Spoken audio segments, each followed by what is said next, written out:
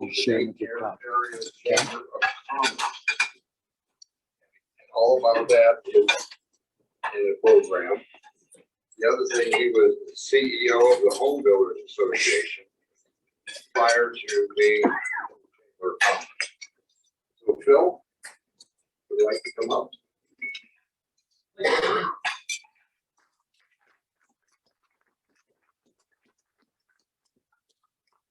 Good morning to everyone. Thank you for coming out so early.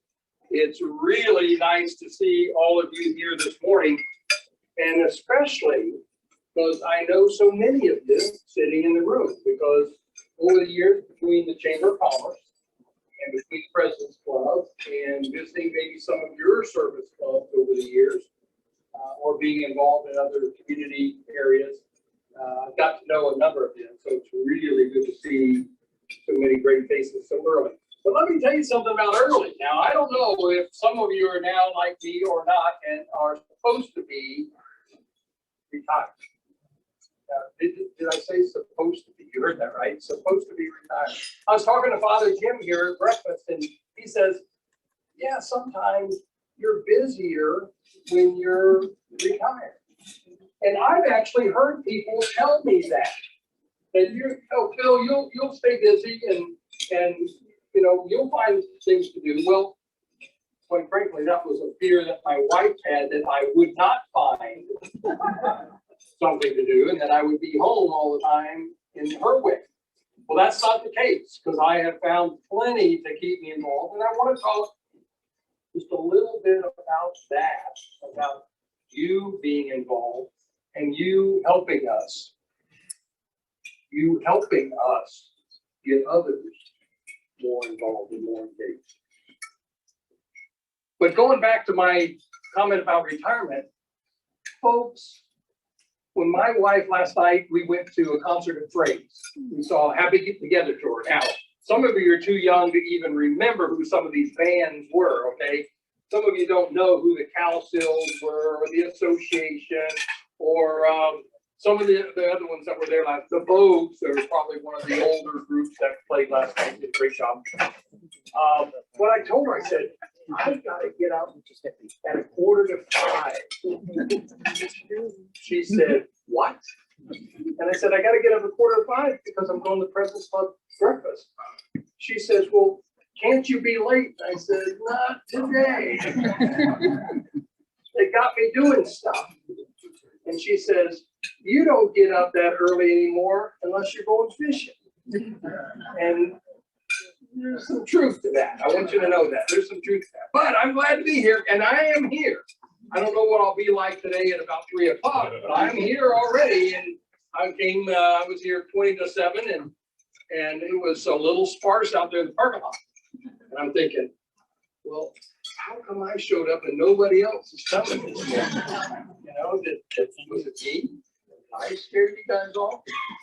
But I am so glad to be here. I'm so glad to share just a few thoughts that I know that you can relate to. Because remember, I'm speaking to the choir.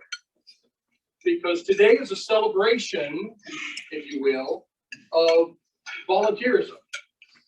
Just like there's another project that some of you, I hope many of you, I hope some more of you will come to this October the 7th, which is the Citizen Legion of Honor Award. Myself and my co-chair, Bob Leibel, who's sitting down here in the table right down here in front of me, and a number of other folks in the room have been engaged in that. And again, like this morning, it's a celebration of the volunteer spirit. The volunteer spirit is long from being dead in America.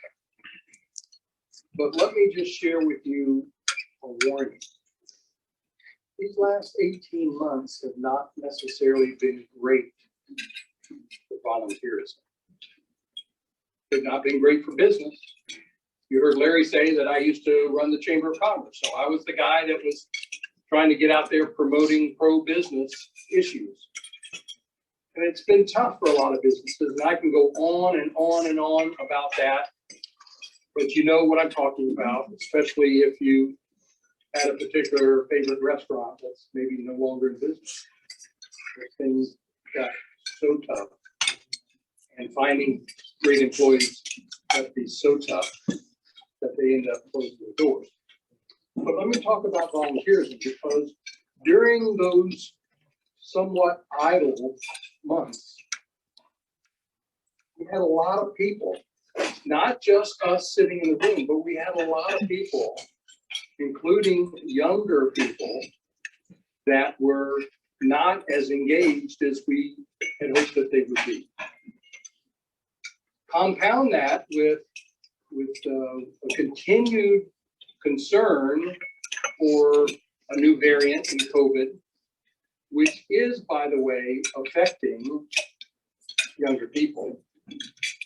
Now, I say that because, and I'm not going to get into your beliefs or politics this morning, because I'm sure that there might be people that are not vaccinated sitting in the room. Okay, it's all right. It's okay.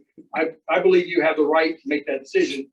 I would encourage you to have the vaccination because I want you to be protected. I want your family to be protected. And I'll tell you a quick story about that. But younger folks, and when I'm talking about younger folks, I'm talking about those that are probably in that 20s and the 30s and maybe even the early 40s are not being vaccinated as much as perhaps other population groups, other age groups. My age, I'm 70 and have had my vaccination. But the reason I tell you that is I'm on a couple of the hospital boards here in town. And the statistics that they've given us that match pretty closely with Ohio's statistics say that about 90.8%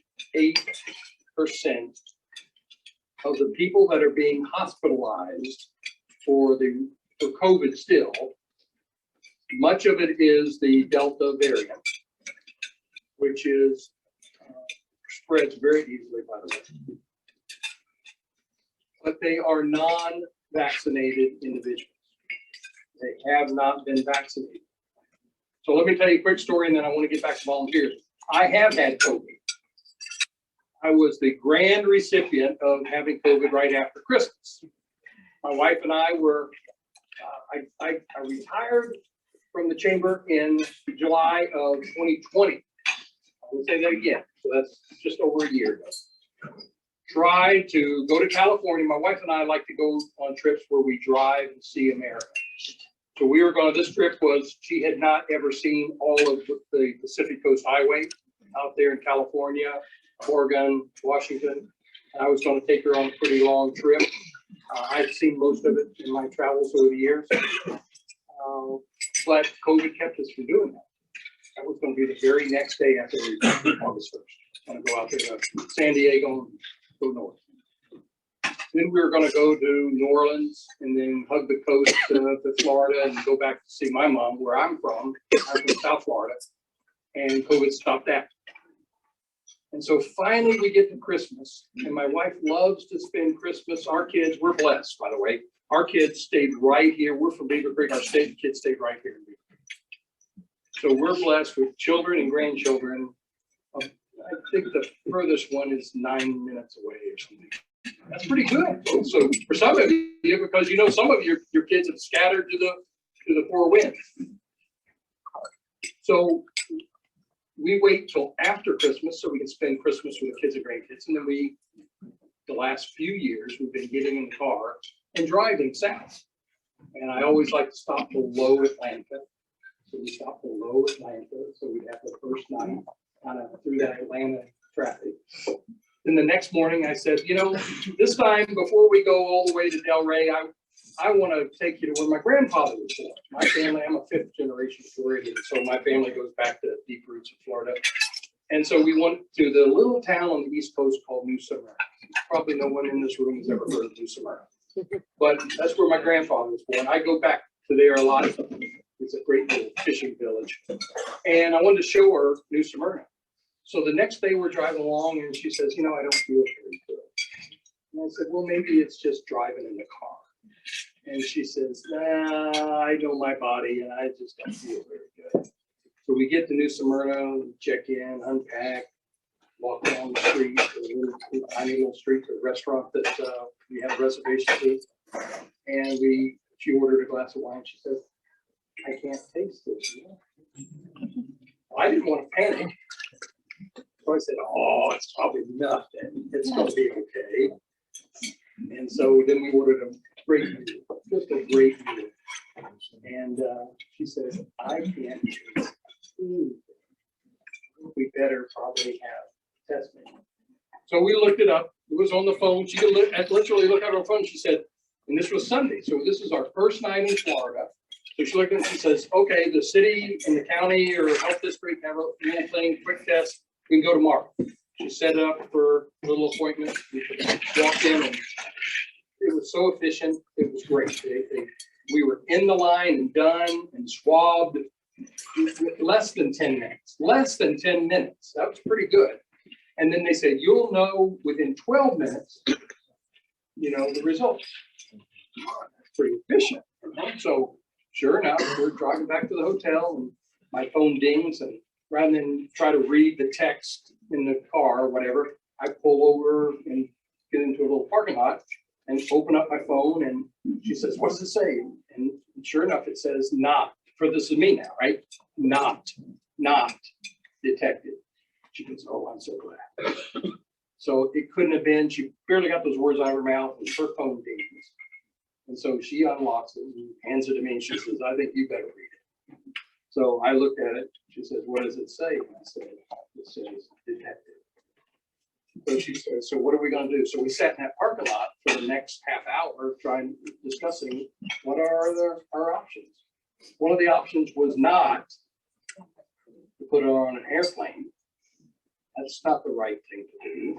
She's got COVID and we don't want her to expose other people. So she said, well, what else was our options? And one option was to try to keep our hotel room and stay 10, 12, 14 days, whatever. Very expensive to do that and be sequestered in your hotel room and not really be able to do much. And I thought, no, that's not a great answer either. So we went back to the hotel, packed and checked out and started heading back home. Did a big U-turn and went back home. And tried to get a second car. We got separate rooms. We actually stayed 2 nights on the way back home at separate rooms, but I knew it was too late. I mean, I've been exposed to her for 47 years, including the last 5 days. Okay, so I knew I was probably going to catch COVID. And so we get back home and call the doctor, and the doctor puts my wife, has her register for both Kettering and Premier both have these monoclonal infusion programs. I don't know if anybody heard of these, but President Trump, remember, went through a scare about having COVID, and I believe he did test positive, I believe. And they put him through a infusion program, and he came out in a couple of days and said he was feeling better. A lot of people doubted that. Well, I'm here to tell you, don't doubt it. The stuff works, because my wife went through it on New Year's Eve night. So that was a great New Year's Eve that she and I had. And she went there and she came home from Kettering, felt a little drowsy, but went on the bed, woke up the next day, and she had sequestered herself downstairs away from me, and woke up the next day feeling a bit better. And within 3 to 5 days, she was almost completely well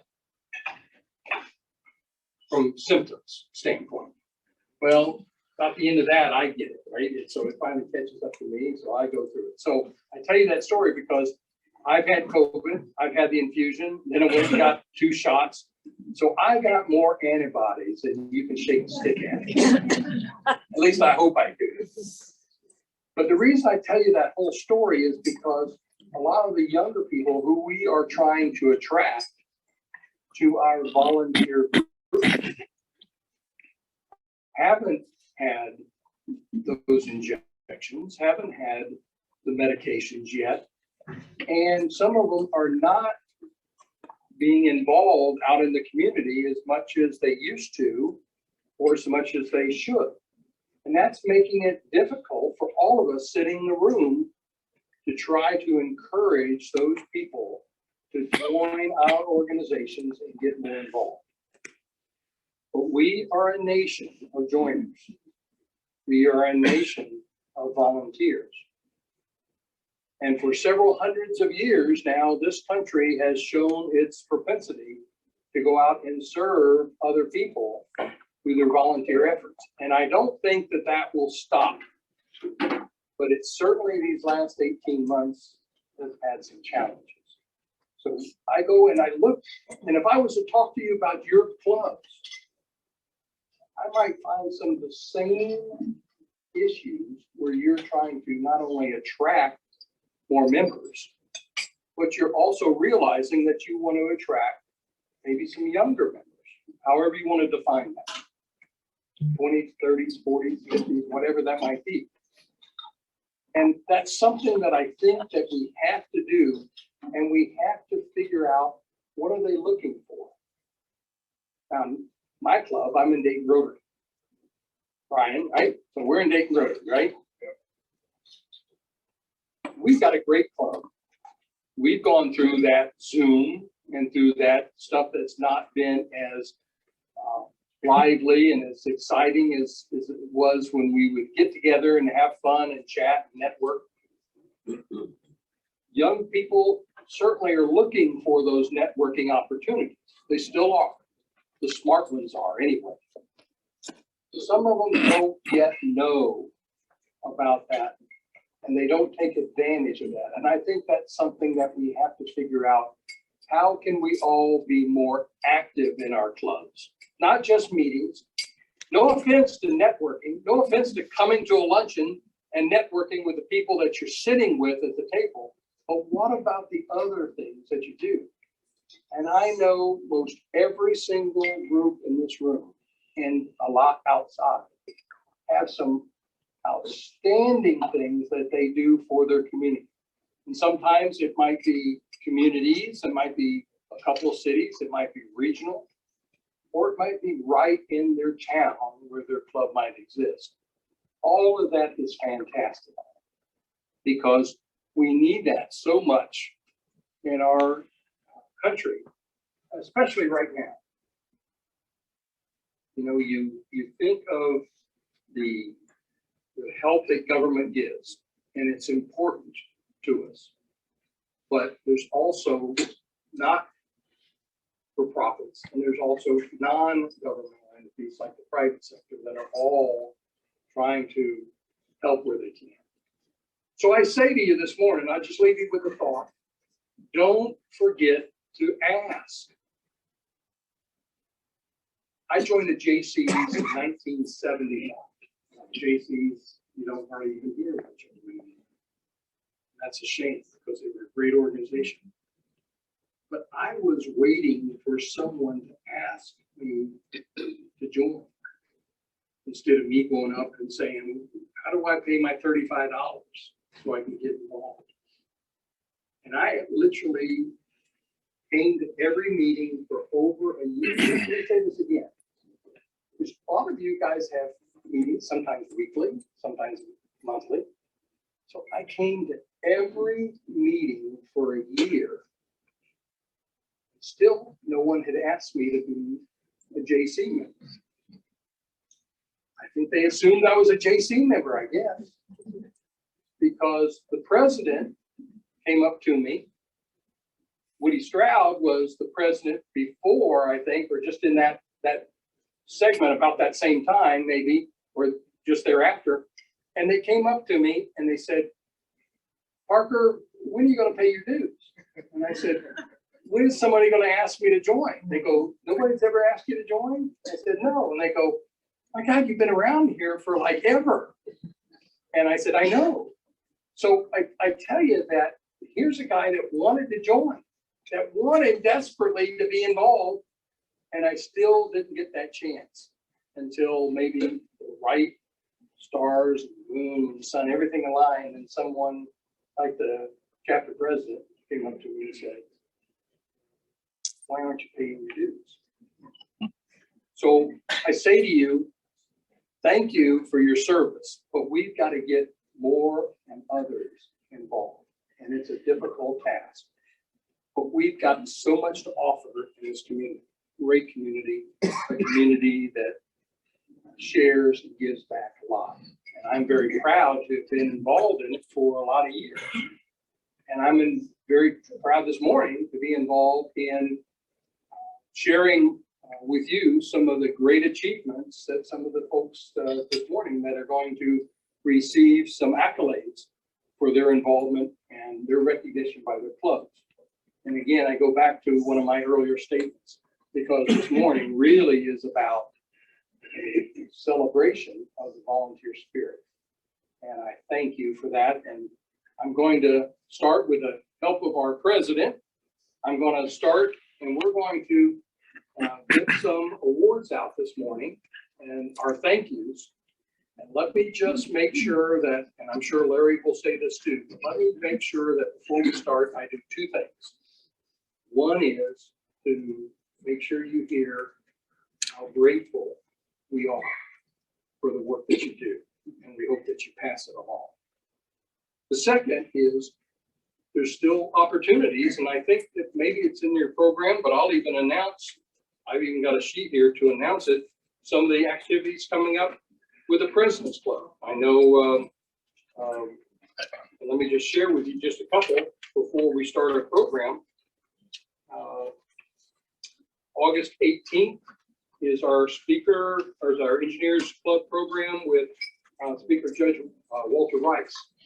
Great individual, great volunteer in his own right, and one heck of a sense of humor. If you've ever heard Judge Rice speak, the guy is a pistol. And I hate to be in the room when he speaks, not because I don't like to hear him, because he picks on me so bad. Yes, Larry.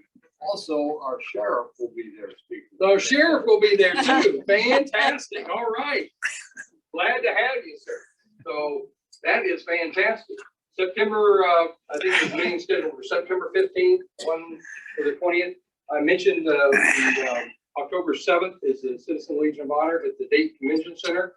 And also we run a golf outing, which is next year. But before I get past those dates, Larry reminded me this morning that we are going to be shifting from, typically our meetings were at the Masonic Center for lunch. We're going to be moving them to the Engineers Club. And it's only because the Masonic Center, their caterer that had a restaurant downstairs, I think COVID has harmed that person's business a lot. And so they're no longer in business. So we're going to move to the Engineers Club. So if you're interested in coming, we'd certainly like to have you. So President Larry Horvath is here, and he's going to help congratulate those that are in the room. And I know there could be some that are missing. And if I call your name and you're the person's not here, but someone from their club, Belinda, would it be okay if someone from their club came up and picked up the certificate, and then please take it back to the club, and maybe at the next meeting where that person's at, if you would make a presentation to them and thank them for their service. So I think there's about maybe 30 or 30 and a couple. So just give us.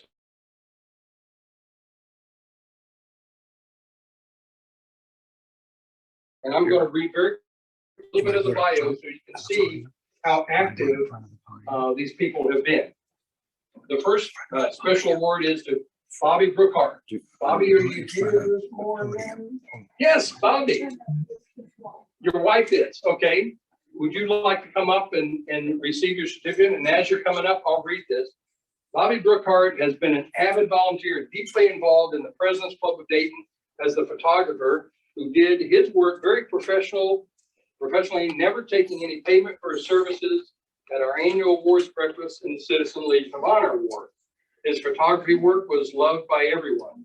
As a token of our appreciation, the Presidents Club of Dayton wanted to give this award to Bobby's wife. Bobby passed away unexpectedly in 2020, and he will be missed by all of us. So congratulations to Bobby, and thank you very much for that. Thank you. What a big close shot. Get up there. Our next one is, and I mentioned this guy by name. Remember I told you that I know a few of you in the audience, so be careful because I might pick on you, all right? But the next guy I've known for probably 35 or so years, Bob Leibel. And Bob Leibel has been an avid optimist in his years residing in Dayton, Ohio. He's a member of Riverdale and Northridge Optimist Clubs. Bob has been involved in the Presidents Club of Dayton since 1963.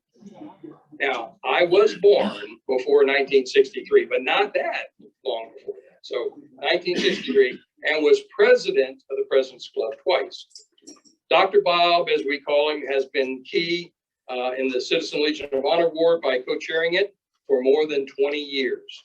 Dr. Bob's involvement every year includes the 2020, this year includes the 2021 Citizen Legion of Honor Award. But Bob moved to Florida and then to Tennessee, yet he still has been active in the President's Club and the Citizen Legion of Honor. He is a lifetime member of the Optimists and a member of the Sarasota Rotary and Optimist Club. Bob Leibel. Dr. Bob?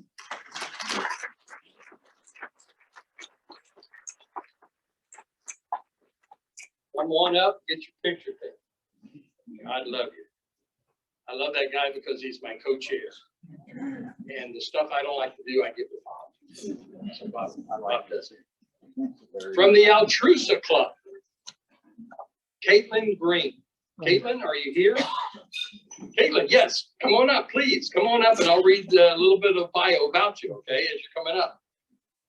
Caitlin is a service and support administrator for the Montgomery County Board of Developmental Disability Services. As an Altrusian, she is on the board as a director and she co-chairs the service committee. This year, Caitlin was very instrumental in obtaining funds for the literacy project that the club got involved in by writing a grant application to the International Altrusa Foundation.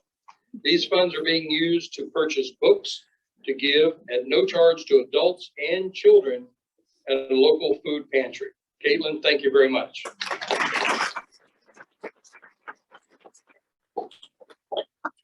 Also from Altrusa Club, Kim Boats. Did I pronounce that, Kim? Bouts. I'm sorry, Kim. Kim Bouts. Kim Bouts is the Youth Services Coordinator for the Greene County Public Libraries and is always willing to share her expertise whenever their club is involved in a literacy program. As chair of the programs committee, she diligently arranges for individuals from other not-for-profit agencies to speak at their monthly meetings. Kim is always quick to volunteer to take the lead role for various club events and projects. She is a great asset to their club. Kim, congratulations. Thank you.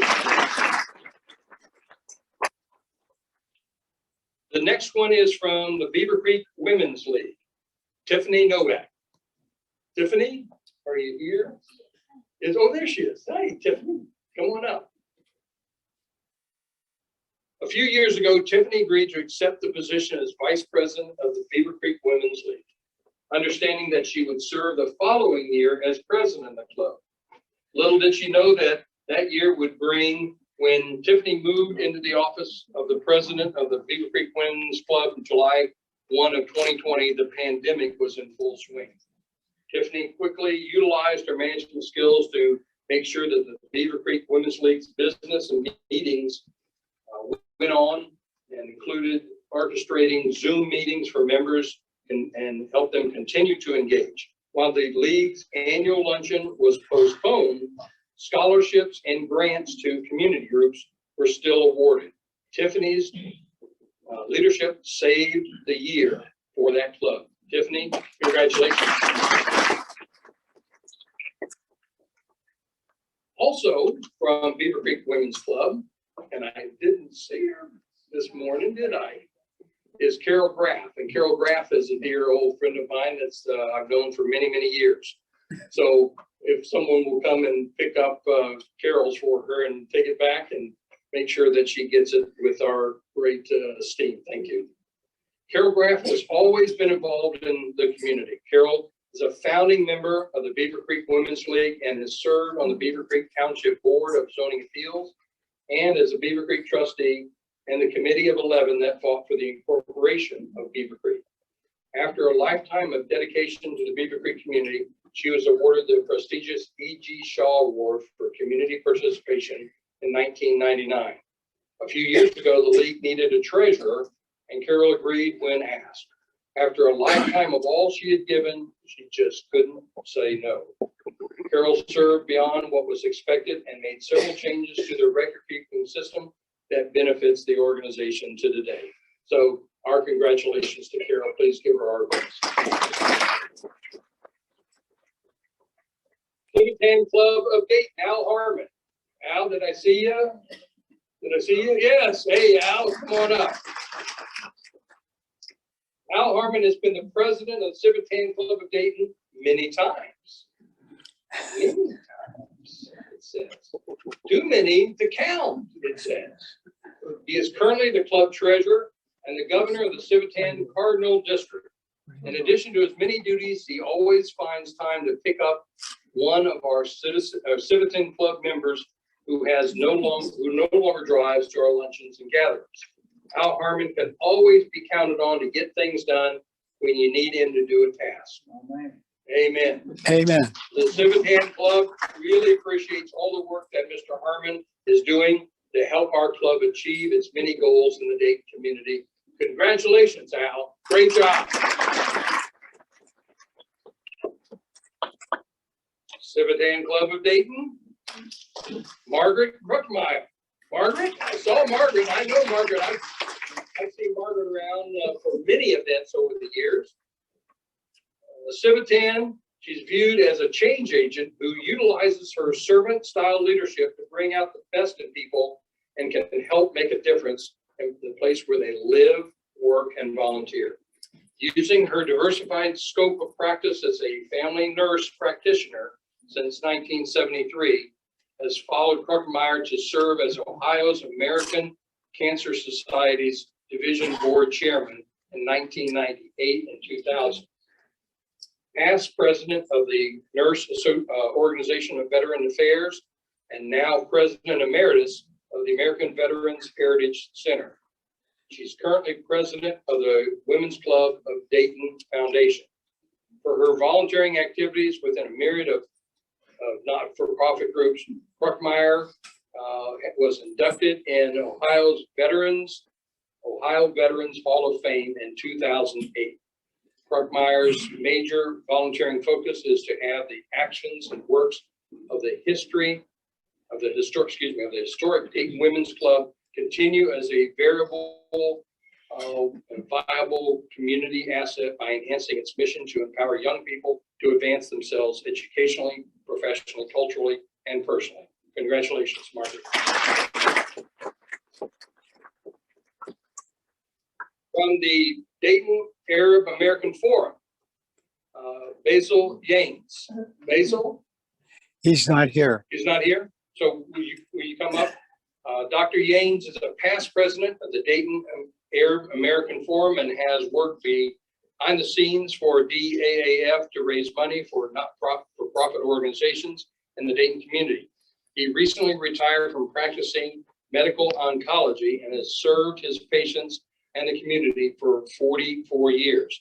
Dr. Yanes served on more than a dozen community boards, including the Dayton Art Institute, Dayton Visual Arts Center, NCCJ, and many others. Dr. Yanes is a proud Palestinian American and is the past president of the DBA Dayton Blood and Cancer Center in Dayton, Ohio. In the past, he served as president of the Medical Oncology Hematology Associates. He is exemplified by his impressive contributions to the medical field and his Ohio community. Dr. Yanes is an asset and leader in this community. Congratulations, Dr. Yanes. We'll make sure that he receives his certificate and our thanks. Now, this guy I know is here. He's over there smiling. I've known this guy then too, from the Dayton Arab American Forum, Youssef Alzine. So Youssef, good to see you this morning. Nice to have you with us. Mr. Alzine has been a real tiger in getting things accomplished. In 2019, he ran for Mad River School Board to make a difference for kids. He is a board member of the Dayton Arab American Forum. His most recent accomplishments was working tirelessly with the city of Dayton to establish Dayton Southfed sister city in Palestine. He was recently accomplished after many hours, days, and meetings working on this. He is a board member for the American Red Cross Dayton chapter and a disaster relief emergency services member, a past builder for Habitat Humanity and a volunteer for the Catholic Social Services of Miami Valley to help refugee resettlement in the Dayton area. He is also on the Parent Leadership Council of the University of Dayton. Wow, you've done a lot of different things.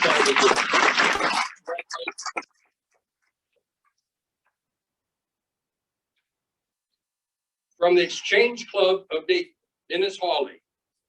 Dennis, are you here? Anybody? Yes, Dennis? Okay, fantastic, Dennis. Dennis has worked as a volunteer and provided support services to the underserved, underprivileged, and homeless.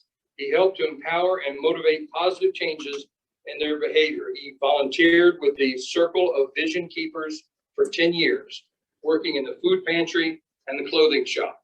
His service work includes volunteering at the Dayton Convention Center on Thanksgiving Day, handing out hats, scarves, and glove sets to the needy children in the Dayton-Montgomery County area. Dennis is a facilitator at several community support groups that promote positive behavior change. Presently, he is the executive director at Jeremiah's Letter. This agency provides individuals with free vouchers for ID and birth certificates, as well as other support services. Dennis, thank you, sir, for your service. Also, Exchange Club of Dayton, Michael Newsom. Michael, good morning. Michael Newsom is a resolute worker for Montgomery County Child Support Department. Michael's passion for family reunification and his leadership role with the Montgomery County Fatherhood Initiative. For many years, Mike Newsom and the late Kristen Kayer, did I pronounce that right, Michael? Kayer, sponsored workshops, family outings, and father and son activities to strengthen the family bond between absent fathers and their children. As a role model and devoted family man, he is collaborating with fathers and sons to develop positive relationships. This program also sponsors the Fatherhood Picnic every June at Island Park. Mike also volunteers with the Federal Reentry Court team under the supervision of the Honorable Judge Walter Rice. Many families are reunited and functioning in a healthy way because of his involvement. Thank you, Michael. Appreciate you. I saw this young lady earlier from Green Optimist Club, Marcia Graff. Marcia, where are you? She was here. Come on. Yeah, I saw her back over there. Okay. Marcia is a tireless worker for Green Optimist Club. She schedules all speakers for our monthly meetings and consistently works on new projects. Over the past year, she has set up new activity, the Broomstick Bash, a family kid-oriented event just before Halloween each year. She sets up the magician, the food, the bonfire, the police department for involvement with the kids. For our Avenue of Flags fundraiser community service project, she maintains a big route and always works hard to communicate with our members. So Marcia, thank you very much for your service. She's a longtime Dayton Area Chamber of Commerce volunteer, right? I know this guy, known him for years. He was a past president of the Presidents Club, Rod Raines from Lions Club of Dayton. And I saw Rod somewhere. There he's Rod. Rod Raines is a longtime Lion since 1983, president of Vandalia Lions, and served in most of their other offices. President of Troy Lions and served in most of their offices. Transferred to Dayton Lions in 2005. Served as program chairman and secretary and treasurer.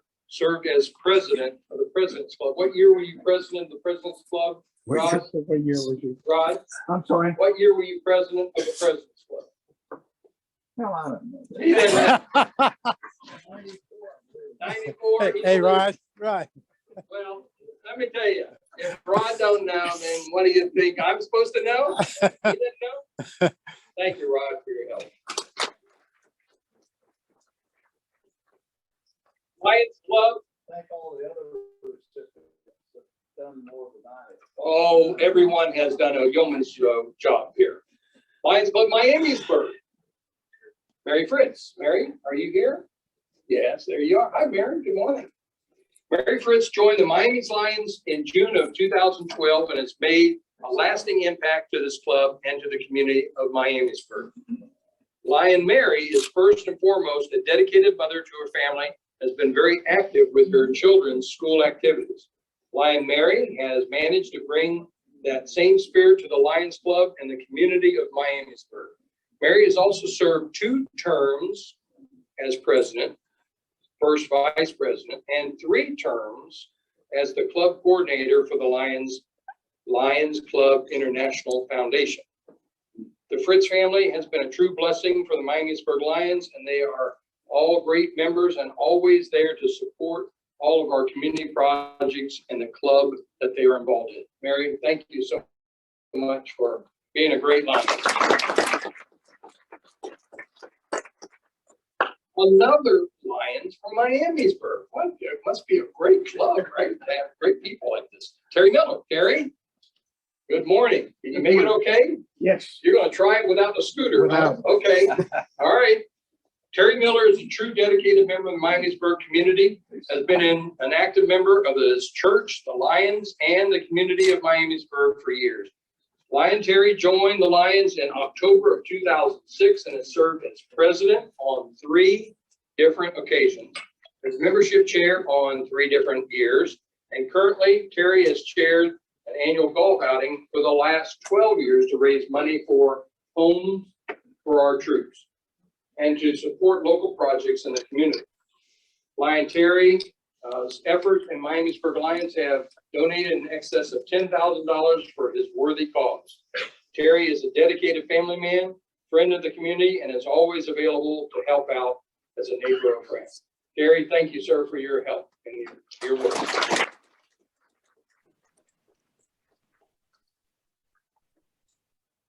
Miami Valley Military Affairs Association, better known as MVMMA, MAA. Dan Semmel. Dan, I know I saw you earlier. This last year and a half has been unlike any other the club has ever experienced. As president, Dan was responsible for keeping our members engaged during a time when we were unable to meet in person. Thanks to his efforts, we were able to increase membership, fundraising, and support for the military families. Dan, and he did it by wearing that kilt. All the places.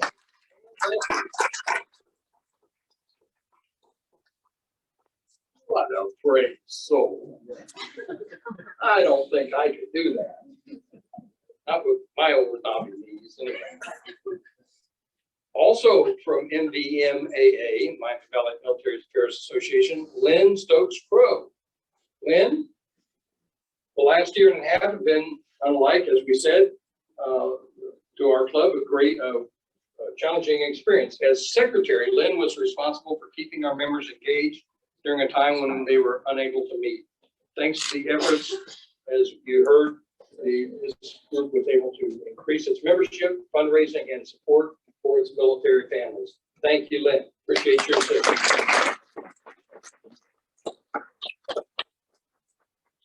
Miami Valley Military Historical Museum, Catherine Beers Conrad. Catherine, good morning.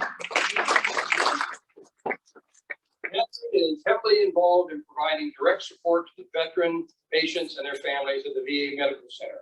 She arranges monthly birthday parties for the memory care unit and dialysis and rehabilitation wards, Halloween parties for the mental health clinic, and Thanksgiving and Christmas Eve dinners at the Community Living Center and Hospice. Additionally, she volunteers for the Disabled American Veterans as one of the intensive care unit's receptionists. She is also a No Veteran Dies Alone volunteer at the hospice. Catherine's true passion for ensuring our Vietnam veterans are thanked for their service and get the welcome home they were denied 50 years ago. Her father was killed in action in 1969 when she was 8. In his memory, to date, she has presented over 2,500 Vietnam War veteran label lapel pins in conjunction with the Department of Defense's 50th anniversary of the Vietnam Commemoration Program. Catherine, God bless you. Thank you for the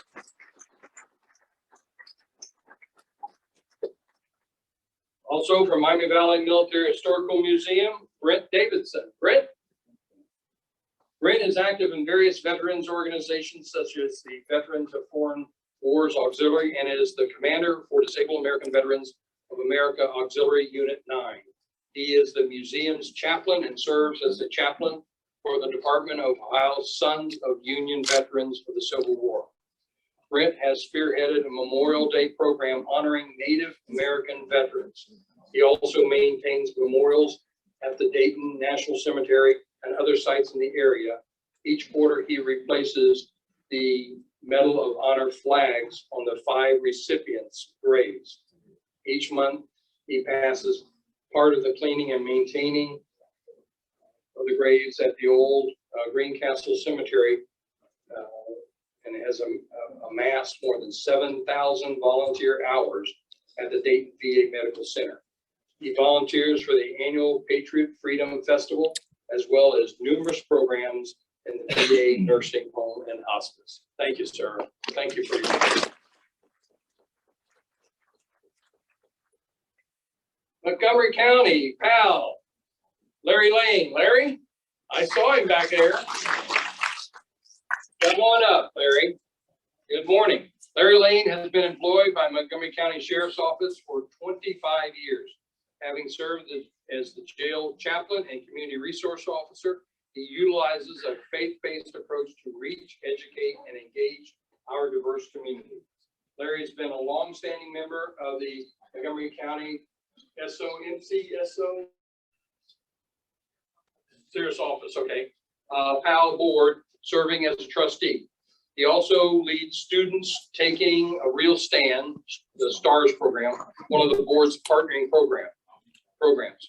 Through his collaboration in these programs, presence in our community schools, and active facilitation of community service projects and pro-social activities, Larry promotes a higher degree of self-esteem and a renewed sense of purpose for our youth.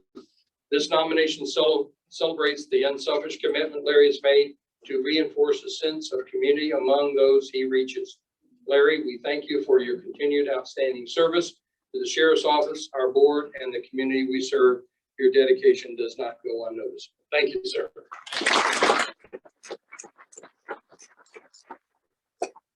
Also from Montgomery County, PAL, Chief Deputy Darrell Wilson. Chief Deputy Darrell Wilson has been employed by the Montgomery County Sheriff's Office for 30 years. Joining the department as a deputy sheriff, he has earned many proclamations and promotions throughout his tenure. Perhaps the most distinct, Darrell became the first African-American male to be appointed to the rank of Chief Deputy in Montgomery County. Darrell has been a member of Montgomery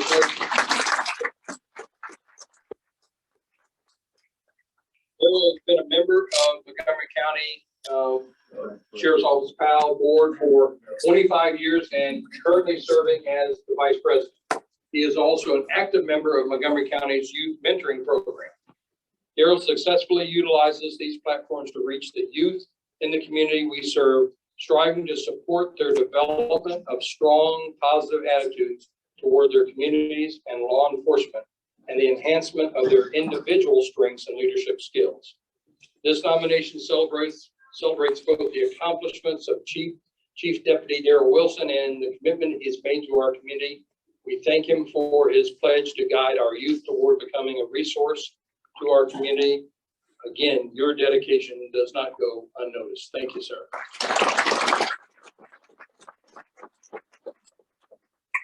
Optimist Centerville Noon Club, Mike Brubaker.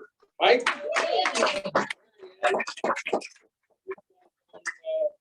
Cheering section back there. Okay, that's good.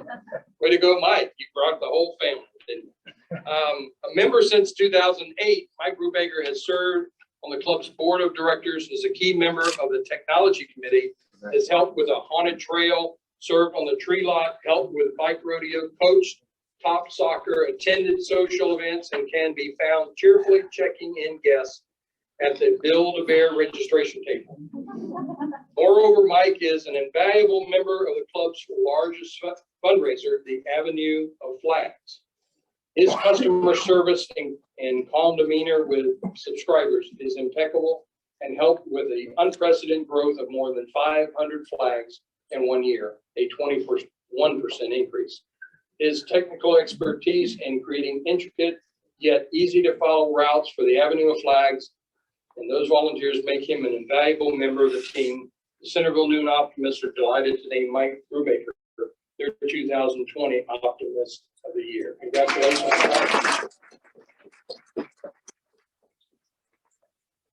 Also, Optimist Centerville Noon, Beth Duncan. Beth? Beth's not here. Will you come up then and pick it up for her and make sure she gets it though with our thanks? I will. A member since 2016, you could say Beth Duncan stepped up to the plate and hit a grand slam. She served on the club's board of directors and on the club's fundraiser, the Tom Fraser Tee-Off for Youth Golf Tournament. She also volunteered for the Avenue of Flags, Childhood Health and Wellness, Build-A-Bear Committee, the Junior Optimist Club Tournament, the Optimist 2.0 Committee, the Easter Egg Hunt, the Fishing Derby, and has served as a Christmas tree lot captain. Moreover, she and her apparel company have been generous supporters of the club and its functions. Her enthusiasm, positive attitude, and sense of fun were on full display at the chair of the social committee, as chair of the social committee. Because of COVID, we were not able to honor Beth last year. She has more than been a worthy recipient of the Centerville Noon Optimist 2019 Volunteer of the Year. So congratulate Beth for us, please. Thank you.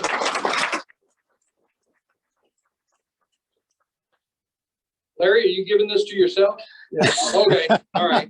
Maybe Tony can give it to you, okay? Okay. From Optimist Riverdale, Congratulations. our Presidents Club President, Larry Horvath. Riverdale Optimists nominate Larry Horvath, currently president of the Presidents Club. Congratulations. Larry's been a member of the Riverdale Optimists for over 50 years.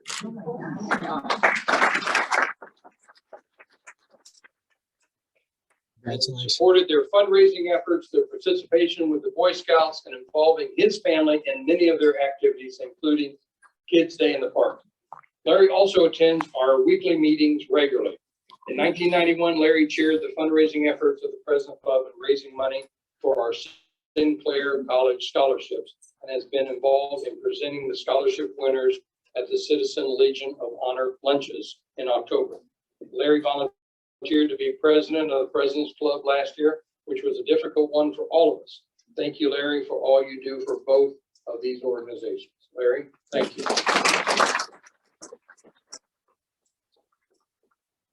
Optimist Dorwood Club, Mike Gerloff. Mike, are you here? There you are. I thought I saw you back there, Mike. Mike has been an outstanding contributor to the Dorwood Optimist Club of Kettering since 2012. He has gone above and beyond in volunteering for the betterment of the youth of Kettering. Mike has been the Dorwood treasurer for a number of years and donated thousands of hours to managing club finances, as well as coordinating one of Dorwood's fundraisers, the Golf for Kids fundraiser held each September. In addition, Mike has held the position of Sergeant at Arms for meetings. Mike is an invaluable team player and is with our quest to help our local children. Congratulations, great job.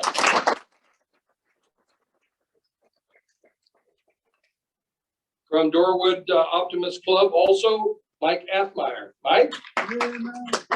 Congratulations. Mike has been an unselfish volunteer for the Dorwood Optimist Club of Kettering since 1998.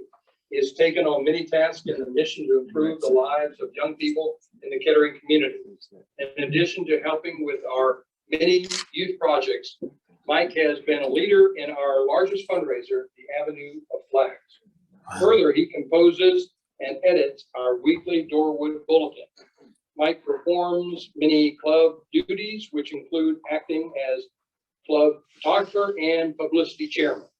Without Mike's donation of time, it would be very difficult for us to reach our goals in helping Kettering kids. Mike, thank you, sir. Appreciate it. Optimist East Dayton, Judy Martinson. Judy, good morning. I thought I saw Judy came in right after me about 20 minutes to 7 this morning. So, Judy, the East Dayton Optimist Club nominates Judy Martinson as Volunteer of the Year because of her undying dedication to our club during the pandemic. One board member said, without her dedication and hard work, we would not have a club. And another said, Judy is the hardest working optimist I know.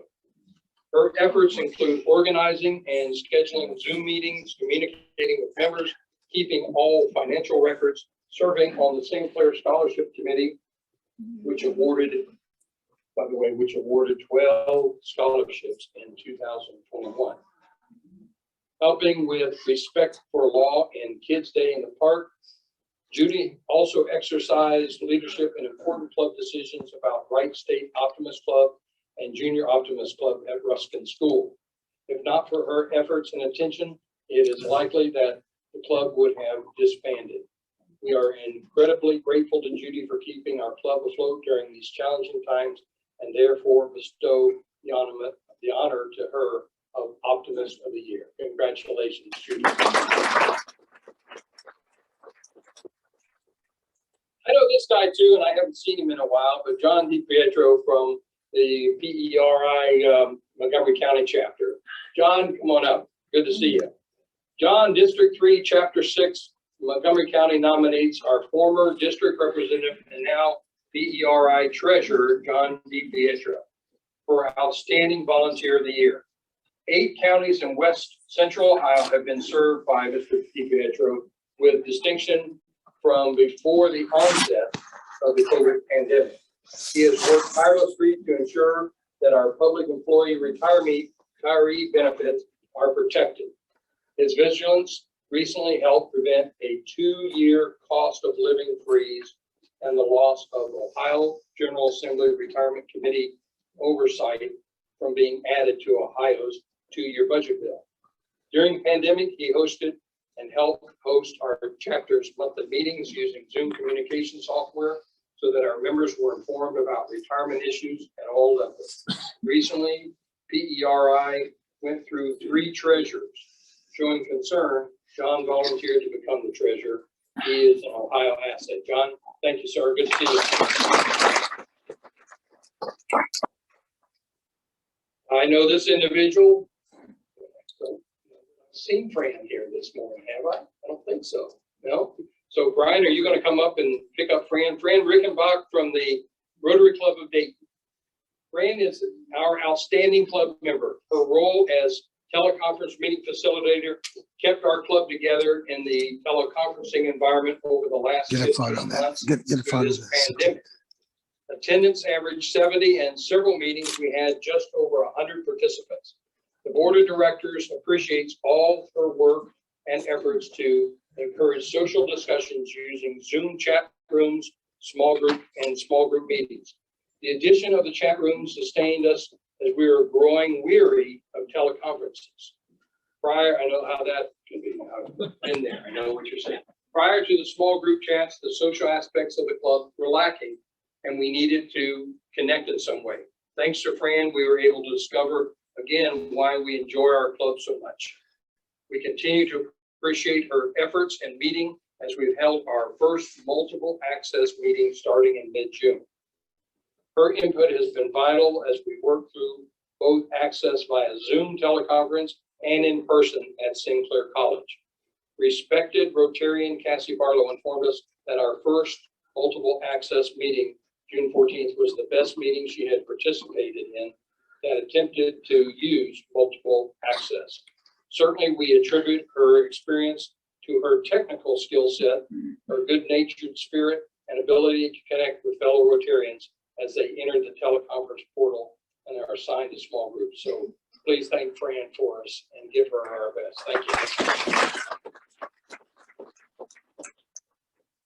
From Twin T, Carol Pruitt. Carol? Say that right? I'm sorry. Pruitt. Twin Teague is proud to select Carol as a recipient of the Outstanding Club Member Award. Carol is a native Daytonian, mother, grandmother, servant leader, and Air Force veteran. She lives her life to the fullest. She is president of Pruitt Consulting LLC and consults in a variety of areas on civility training, etiquette, and business protocol. She has and currently serves on several boards where she has held or currently holds leadership positions such as advisor, president, strategic planning chair, secretary, treasurer, and mentor. Carol brought her talents to Twin T in 2009. She has served in several committees and has held leadership positions in the organization. Carol's professional demeanor and knowledge of all things Dayton makes her insight beneficial to the mission of our organization. One of her favorite pearls of wisdom is, it is easier to build strong children than to repair broken men. The members of Twin T are proud to honor Carol. Carol, congratulations.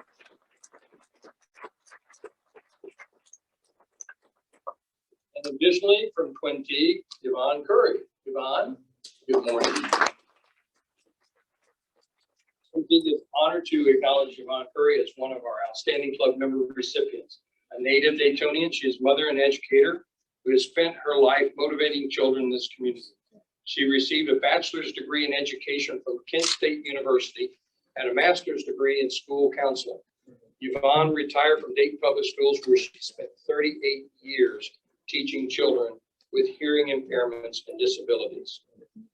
Yvonne has been a devoted member of Twin T for 7 years, and her involvement has included her serving on various committees, primarily musical instruments, the Resource Committee, and the Twin T's Willis Bing Davis Scholarship Fund managed through the Dayton Foundation.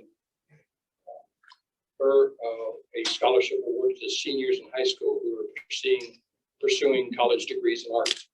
Her volunteer commitments to the community are numerous and include working with a variety of youth programs and other civic organizations. Yvonne says, working with youth keeps me young at heart. All right.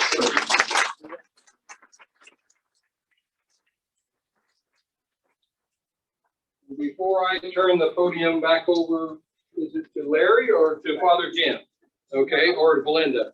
Let me just again remind you just a couple things. Again, my thanks, personal thanks for your service to our community. My thanks to having some of your colleagues come this morning and help you celebrate their achievements, and to the many different things. And you listen to all those bios, the variety of things that are people that are involved in. I think that it's just so fantastic. And I'll make one last plug for Citizen Legion of Honor. I don't think I announced who our recipient is this year, but it's Lieutenant General Dick Reynolds. Now, some of you know Dick Reynolds. He's been around the community for a lot of years, retired from Wright-Patterson Air Force Base, and he's one of those, what we call in the chamber, blue suiters. That's our term for those folks out there inside the fence. But here's a guy that I think he might have, been from, I don't know, Montana or Oregon or someplace out further west or someplace. But he has served all over the country, and he ended his career at Wright-Patt. But he chose Dayton, Ohio, out of all the communities in the country. He chose us to retire to because he loved the environment here with people like you. So I hope that you come and help him celebrate his award on October 7th. Thank you.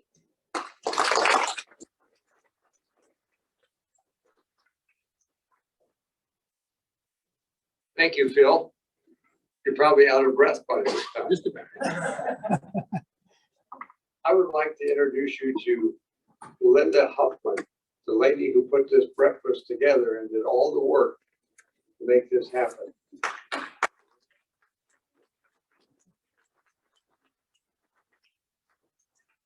I just wanted to say a few words. I hope I don't start crying. I called Bobby Brookhart. He's always been our photographer for years. If you remember those at 10, Bobby taking our photo and made us all smile so many times. And I knew when his wife answered the phone, something was wrong. And I learned of his passing in May. And we talked for quite some time because I've never met Bart. And so I kind of shared some of the heartfelt things that, you know, he's always touched our hearts in many different capacities. And I asked her, I said, would you like to come, you know, in behalf of Bobby, to be honored that he's done so much for us over the years. And many of you attendees have got pictures in your collections for when you got, you know, honored here. So that was Bobby Brookhart who took those pictures, those photos, and accompanied by his daughter and his granddaughter. And we just want to let you know, this is what he did for many years. I recognize a lot of pictures from these pictures. I definitely enjoyed these events. Yeah. So, and then Kenny Wilkerson has given his name and contacted him and asked him if he would step into that role, and he graciously, with no question whatsoever, said, yes, I will do that. So again, please extend your sympathy to the family, and if we could just bow our heads in a moment of silence for his memory.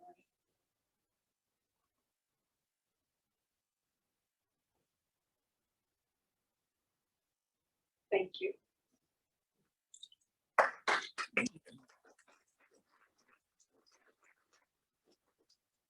Thank you, Belinda. Not sure where it is here, but adopt a duck. Everyone knows about adopt a duck. That's where you buy a duck for $1, or a duck for $5, or A quack pack for $10. no quack pack for $25. That's it. And on August 26th, from 6 to 7:30 p.m., anyone who buys a duck from a Civitan, because we're raising money for United Rehabilitation Services, can come to Uno's, and you'll have a drink and appetizers. And in addition, the quack pack also gives you a Jersey Mike sub. So you're getting more than your money's worth, and you're helping support a great organization who is United Rehabilitation Services, and they take care of infants to seniors with disabilities. So, and we have some paper here. Thank you. Thank all of you. Because I put all this stuff together on the spreadsheet, and I talked to most of you, and I'm so happy to see such a great turnout. Thank you. Thank you. We also like to thank Kenny Wilkerson, our volunteer photographer.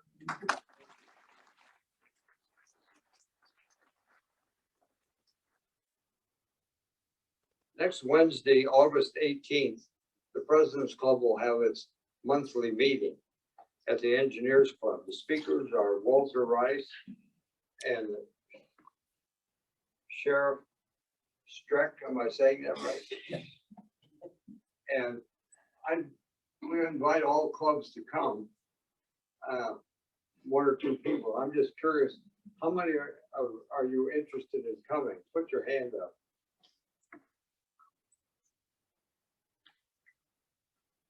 Okay, all right. Thank you. I'm just curious about how many. It looks like about 15.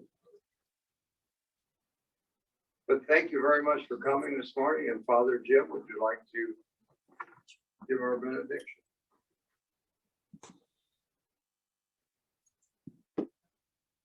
I just want to say it has been an absolute privilege and honor to be here with all of you this morning.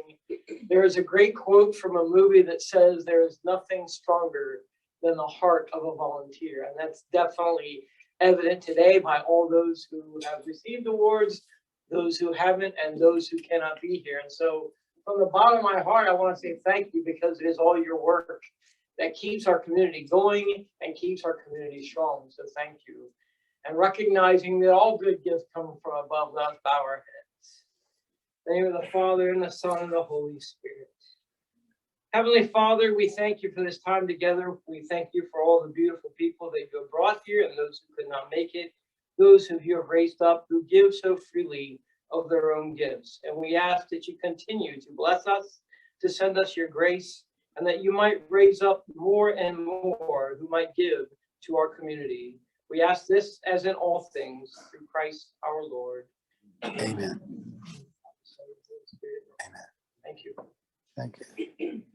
I'd just like to make one more announcement before you stand up. If you would like to have your group picture taken, if you want to come over here in front of the table, and we'll have Kenny take club group pictures if you'd like to.